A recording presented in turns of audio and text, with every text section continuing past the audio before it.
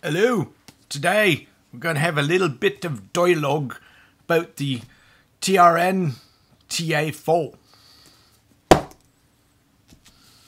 Not that they have whatever accent that I have. They do have a absolute baller modular cable though. So let's jump right into it. I like the set. I like the TA3s and I like the TA4s. This is a slight improvement over those. And what they changed is a little bit of cosmetics, and they changed the venting on the top. Semi-open back, that's how they vent these bad boys. And brass nozzle. I mean, there's a lot of things to like. Right? Nice shell shape. It's a really nice little IM. These right now are on sale at Hi-Fi Go for $78.99. It is November 22nd, 2023.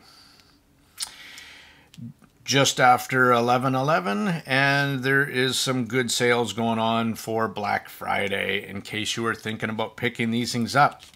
Now, at the end of this video, I'm going to talk a little bit about a comparison because you're going to ask about the RT-R1, and you should as well. Okay, let's jump right into sound signature. How do these sound? Well, very balanced and very smooth, actually. Overall, everything, graph action, you're going to see that everything stays within 8 decibels. So there's no huge bass shelf and there's no huge treble shelf. It's all very smooth. There is a very nice glide into the mids where it adds a lot of bass. Now, that translates also into why it sounds so good is the drivers that are being used. In that whole graph, you also see that there is a bit of a dip at around 6 to 7K, and that's called a sibilance dip. So it makes IMs not sound so harsh to the extra gain that we get from sticking them in our ears. And there's also a little peak that you can see around 8 kilohertz, where that is partially because of the measuring device that we use on graphs. And there is some energy still there, but not as much as the graph would indicate if you're sensitive in that area, which this person is. Now, just to talk about into that segue, in this actually fairly teeny little shell is 4 drivers. There's 2 dynamic drivers and 2 balanced armature drivers. So they didn't cheap out anywhere. I think TRN's actually been on a bit of a tear lately. The MT4, these models kill me. The MT4 Pro, again, revised from MT4, it was excellent. These are excellent and well priced, and I just did the Conch, which is an outstanding IM and crazy priced. Now, so the first 10 millimeter dynamic is a beryllium coated for the lows, and I absolutely, the reason I jumped on this set is I love the sound of beryllium coated bass drivers. They have a tonality wise that I find very accurate, but more importantly, I like the speed of them. So then the second driver is a 6 millimeter titanium coated for the mids and the upper mids. Now, if you watched my RT-R1 video, you will also know that it shares a very similar DNA with the beryllium drivers and the titanium coated. It seems to be magic sauce for that mix. Now, TRN, did they use custom balanced armatures? No. Did they use Sonyan? Nope. They did use Knowles, And the 33518, if you've ever watched any of my other videos in the past, you'll know that is my favorite balanced armature for highs. I really like the way that one sounds. I like the extra energy and the tonality, even over a Sonyan, which tends to be more softer. And softer is great for maybe the mids, but for me, for the highs, I certainly like that extra little bit of crispness and details that the Knowles puts out. To go back into where everything kind of cohesively mixes together, the 10mm beryllium does the lows, the 6mm tie does the mids and upper mids, interestingly enough, and the Knowles just do the highs. So that was kind of interesting. It's a bit different configuration. There's no driver flex or pressure buildup for me, which is important. And fitment, again, pretty stand out. Very nice. Here I'm using, and good isolation, but of course, because it's open back, you do get some not as good sound isolation. I used a very wide bore JVC spiral dot FX10s. They're not cheap tips, but they really work for my ear holes. And I find with the JVC spiral dots that they kind of soften up the upper mids and treble just a little bit with this ear tip. So really like that. Back to this cable, and I won't stop talking about this TRN red chain cable that comes with the conch, and it also comes with the TA4 as well. It's modular.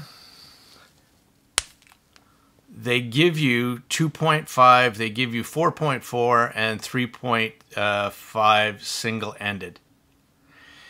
It makes a fantastic, it's by far my most favorite modular cable at any price. It's copper and SPC. It's got brown, kind of like a silver weave to it. It's a great looking cable. It's tangle free.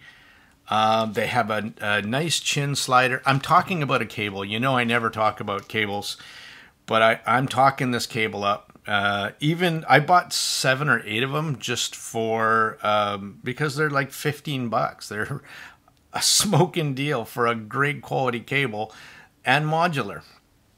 The ends are these molded ends, and because this one is a QDC style, so if you have any of your QDC, these are fantastic cables because when they go in, right, they sit flush, they look fantastic. It's a great cable, and it sounds great, and it works great. End of story. So bass on this bad boy is nice. It's fast. And it hits hard. It doesn't have the lowest sub extension. That's okay by me because there's not a whole lot of energy that I listen to down there at 20, 30 hertz. Most of the music that I listen to, whether it be jazz, rock, classical, cello, whatever, they don't have that info down there. Modern music, not down there. I should also tell you what I was driving this one on. Nothing fancy this time, guys. I was driving it off. I was testing this DD Hi-Fi TC44 something. TC44 Pro, and it's USB-C to 4.4 out balanced. Awesome little dongle. I think it sounds good with the CSS chips in it, but it drove these things. They're pretty easy to drive. 20 ohms resistance, 105 dB, so easy to drive off a little dongle. I didn't find the need to have to use a warm source or an analytical source. It worked great off that. I liked the mids. I liked everything about the sound signature of this IEM. period. The vocals sounded natural. They sounded organic. They weren't forward in the mix. They weren't recessed in the mix. They were just really, really well done. Again, if you pull up that graph, you'll see that it has enough mid bass in there to, I love this kind of tuning where the beryllium driver is fast enough to add a lot of information in mid bass to give you that hit and that slam, but it's also fast enough not to bleed too much into the mids where it mucks up your male vocals and especially female vocals.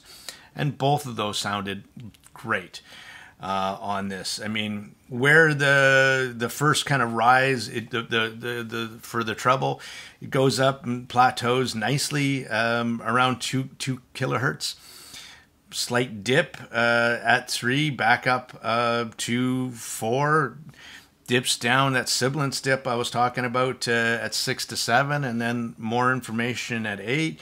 And again, more extension, which was really nice. And that has to do with the knolls and the way that they are crossed over and tuned. I mean, there's energy at 15K. And again, that level of energy is consistently across the board. So overall, very, very, very balanced with great extension and details across the board. So nothing to complain about in its sonic signature, not at all. It didn't sound warm and dark, and it didn't sound airy and thin. It was borderline neutral, and it was nice to hear and nice to see something a bit different. So, and I really liked how well controlled the bass is. I'll tell you that again. I just really think that's really nice. There was no bloat into the mids. It was very, very clean. If anything, the vocals and mids do play very neutral, maybe slightly forward in the mix. And that's just because of the tuning. So it would make vocals stand out just a little bit, and then you would have your instrumentals playing on both sides of the spectrum as well. So if you wanted to color this a little bit, then you could just put it on a non-SPC cable or a warmer source, and that would kind of knock it down a little bit as well, and move it over to the neutral side versus a little bit more forward side. So the male vocals were good, very good as well. I would say this set would probably favor female vocals just a bit more than male vocals, like baritones and stuff are not too far off. Like the National, have you ever, I mean, really deep voice, right? It wasn't perfect, but it was 95% of the way there, and not enough to give you concern, right? If you're just focusing on what this thing sounds like pitch perfect tonality wise, if you're just listening to music and sitting back and enjoying music, you're not even going to notice that. The mid bass focus, though, does make for a little bit less organic of a presentation, because there is more energy there, and that's, for my taste, great. I love a little bit more mid bass energy, and I like when kick drums hit, 80s rock. It really brings them to life, and I really like that kind of presentation. That was how I thought the TA4 sounded overall. A great, wonderful tuning. Like I said, let's do a little bit of a comparison to that latest one, which is overshadowing this one. This one came out probably a little bit older, right? So it's been on the market for a little while, and along come end of year, and all these sets get flooded onto the market. Well, so this one right now sells for $78.99 on Hi-Fi Go. So that's pretty, well, pretty under $80 US is a great price for two dynamic drivers quality with two quality BAs in it. So modular cable, a whole bunch of tips, the whole shebang. That is an awesome value. The RTR1 right now selling directly on Amazon on their directly from Volk Choi is $63.70. That's for 3 dynamic driver IAM. Also very smooth, similar tuning. Where the two are different, where one you might pick up one over the other, right? For me, when I was listening to rock and jazz and bassy music, the R1. Something about the bottom end of that Beryllium driver is wondrous. Absolutely love the sound of that driver that they're using over the one that's in this one for bassier music. Okay. The TA4 though, if you were prioritizing female vocals, I love that. My gritty female vocals, the TA4 would win. Sounds better there. The R1 is overall probably a smoother sound.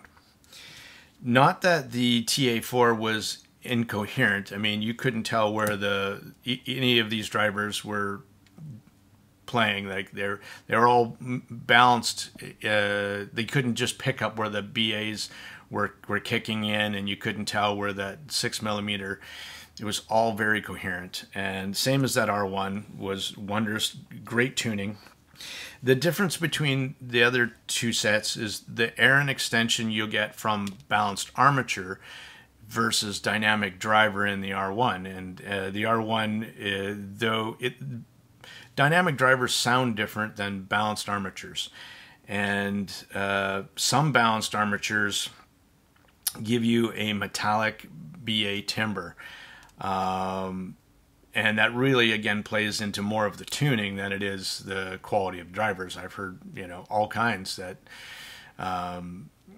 had positive and negative attributes, but the Knolls in here are really doing a great job. And I kind of like that for highs, and I like the highs of the TA4 better than I do for the R1. So it really depends on what you prioritize. If you prioritize bass and mids, then the R1. If you prioritize mids and highs, then the TA4 from TRN would be your choice. The other thing with the RT1 is it doesn't come with a really cool, awesome modular cable. And though it did come with either a 3.5 or a 4.4, but choose now. Right? Kind of thing. So, but overall tonality wise, like the how all the way for the most of the musical spectrum right up until the highs where they were very similarly tuned. And again, what would you prioritize if you want more slam, more sub bass? The R1. But if you definitely want a little bit more high-end than the TA4. Now, also I should mention that I am treble sensitive. I'm sensitive to crap treble, I should say, more than anything else. And these were very nice for me. I had no issues, no sibilance, no shoutiness, none of that with this set. So both of those are,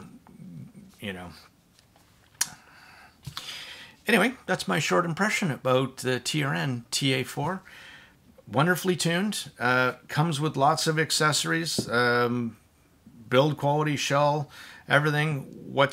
There's nothing not to like. Period.